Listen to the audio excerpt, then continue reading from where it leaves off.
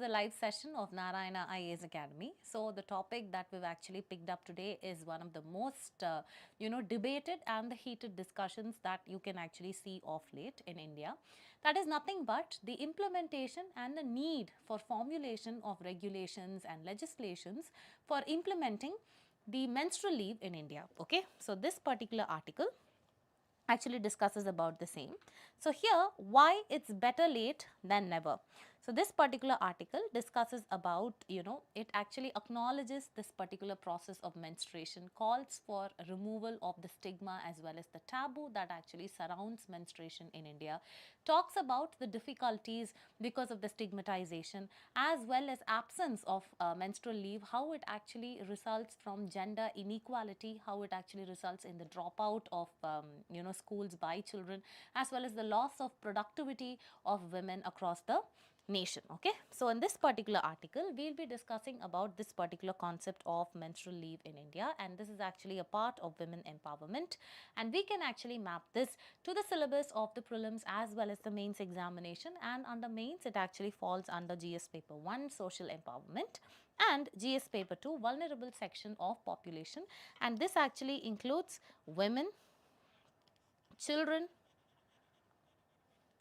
the aged or the senior citizens, the disabled or the differently abled, etc. Okay. So here women will be the topic of discussion today. So we always map these kind of topics to the previous year questions that have been on the same line. So in 2019 there has been a question in the prelims examination on the correct statements with respect to that of Maternity Benefit Amendment Act. So these kind of regulations specifically that surround or concern the vulnerable sections of the population. What are the who are the beneficiaries that it actually includes? What is the age for the beneficiary in order to acclaim or to get the benefits of this particular scheme or the act? All these are actually important. The progress of different states by that particular scheme, the implementation across the nation, all this becomes very, very important for us to read as well as understand for the examination. Now we are going to understand what this particular article is discussing about menstrual leave. So recently the Supreme Court has actually disposed of a petition. That is, this particular petition was actually seeking the Supreme Court in order to bring or implement the directives for the implementation of menstrual leave. However, the Supreme Court has actually set that aside and said that it is the duty of the executive to take this up and to decide the specifics of this particular policy. So this actually comes under the separation of powers, you need to know, between the judiciary, the legislative as well as the executive. So here the Supreme Court had actually indicated that the concerns about menstrual leave should be addressed within the framework of the Maternity Benefits Act, and as so there are certain provisions under this Maternity Benefits Act which actually provides certain types of leave related to the reproduction, making it a logical place to incorporate this menstrual leave provisions as well, as it already deals something with maternity. Okay. Now moving forward, let us understand this concept of menstrual leave and then go ahead to understand what is the need for actually implementation of this particular concept in India. Whether it's feasible or not comes the next. So menstrual leave is also known as the period leave, is actually a policy that allows the employees or the students to take time off work or the school when they are experiencing menstrual pain or discomfort. This is nothing but it's generally the period days that women generally experience. So when you grant them leave, you are actually giving them some time off their work or time off their school. Next, it can actually be paid or it can be unpaid or it can be the time for rest. And India, if you see what is concerning or why is it actually the topic of debate, is that there is no legal provision or no legislative provision so far for menstrual leave. Moving forward, let us understand what is the need for such menstrual leave in India. First is the health, or you can say the physiological vulnerability of women. They are already vulnerable because with respect to that of the fat deposition or the water content, they are physiologically different from that of man. Okay, and also added to that, many of them are characterized by this PCOS, which is called as the polycystic ovarian syndrome, or some people actually have the endometriosis, that is nothing but thickening of their uterine wall, where there will be very, very painful bleeding during the rupture of this endometrium. So here, let us understand why is there a need. So approximately, if you see, according to studies, 20% of the Indian women suffer from PCOS condition and around 25 million of them from endometriosis, and these conditions can cause severe menstrual pain.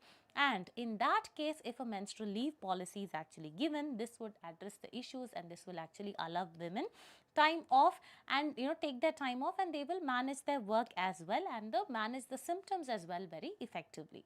Moving on, there is also productivity loss associated with it. Studies like Lancet studies, etc., have actually found out that the productivity loss is around 9 days per woman.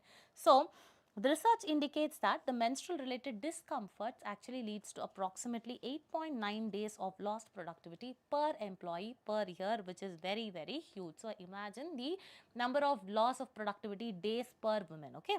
So educational discontinuity is also there. That is, there is a lot of dropout of children from the schools because of lack of sanitation standards, or in terms of construction of toilets, provision of sanitary napkins are also there, and also they suffer due to the pain.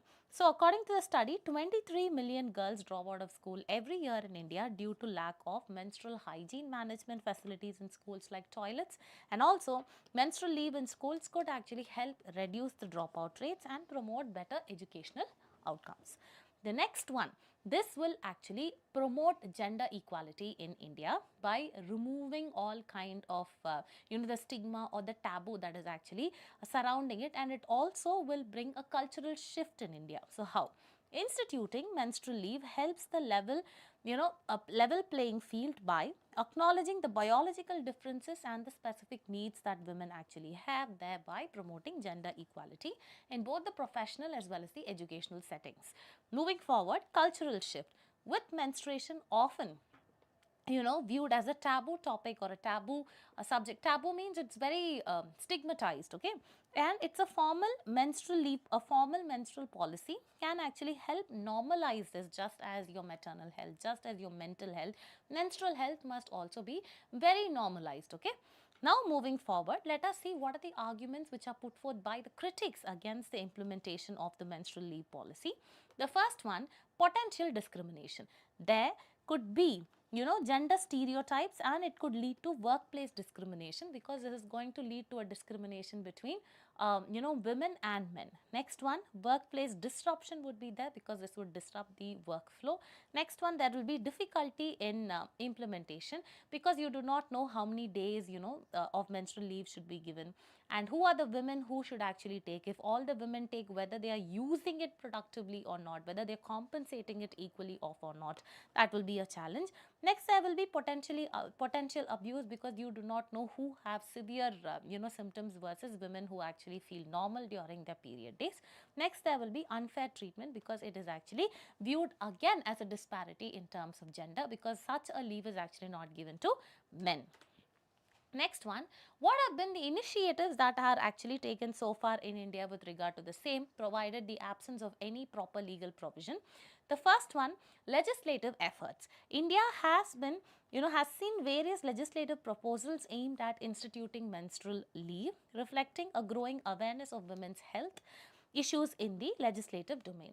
Notably, if you see, there are a number of private member bills that have actually come. One, for example, in 2017, the Menstruation Benefit Bill by Ninong Ering, it actually proposed 2 days of menstrual leave for women employees in every sector. Next, if you see Jyoti Mani's Right to Menstrual Hygiene and Paid Leave Bill 2019, this actually aimed to integrate menstrual leave into the rights framework, suggesting that penalties and non-compliance should actually be under the Sexual Harassment of Women at Workplace Act of 2013.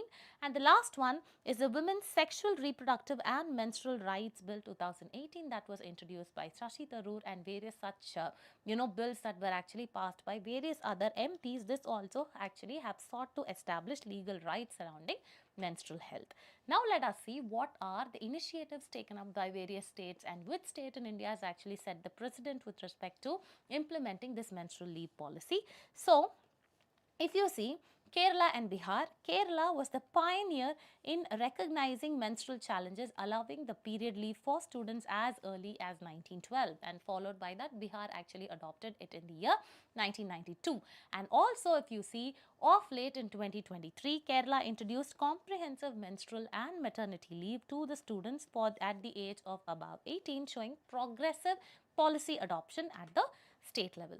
And also, if you see private players like if you see Zomato, they have introduced menstrual leave for up to 10 days a year for its women and transgender employees. Excellent initiative. Followed by that, Swiggy as well as businesses like Byju's have also come out with similar policies. And now what should be the way forward? There has to be proper legislative support across various sectors, and there has to be remote work options that actually have to be given in order to improve their comfort as well as productivity, like work from home options, etc. Next one, there has to be cultural sensitization, where you need to initiate educational campaigns to combat any kind of stigma that is actually surrounding the menstrual cycle, as well as promote understanding across genders as well as communities should be there. And finally, the corporate must actually be taking up the responsibility in order to adopt such menstrual leave policies with provisions of non-discriminatory practices as well as privacy protections. So, towards the end of this discussion, we need to end it with a very, very neutral and a positive note, where we'll say, given that India actually has a large number of menstruators who actually confront the stigma every day, every year, even at their homes, at the professional, workplace as well as the school, the idea of menstrual leave can no longer be regarded merely as a foreign concept, because anything we actually say, for example, we talk about LGBTQ, or we talk about the menstrual cycle, or any stigmatized topic, or remarriage of a woman, or alimony, rights of women, it's always actually seen as a tabooed or a stigmatized topic, or something that has actually been blindly aped from the West.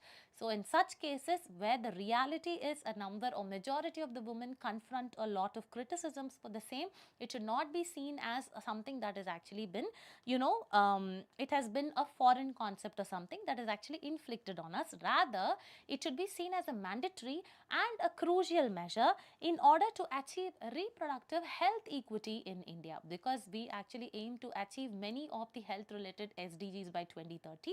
So this should also be an integral part. So I hope you actually enjoyed our discussion about this menstrual leave policy implementation. Why is there a need for such an implementation in India?